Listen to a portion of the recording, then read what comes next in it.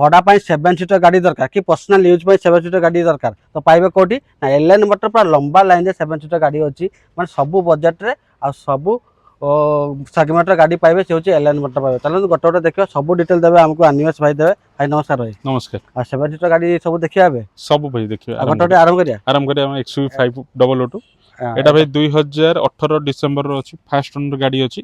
गाड़ी चलची मात्र 62,000 किलोमीटर आ गाड़ी रो प्राइस हम रखी छु एटा 9 लाख टका। 9 लाख पुणे सब ना नेगोशिएबल।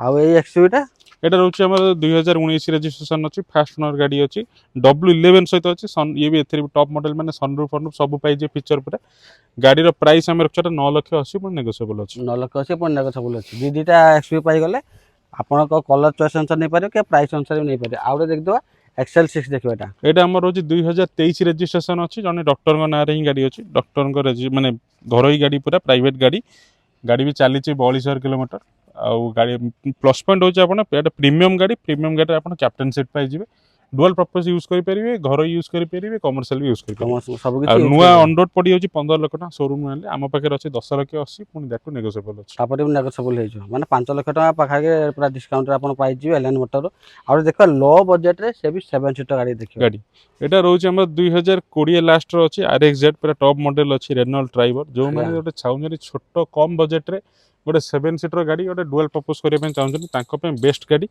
आ गाड़ी रे फीचर एला आपण जंती पाइ जिवे सब projector headlamp DRL push button start सब किछि ऑलरेडी कंपनी फिट हेके अछि।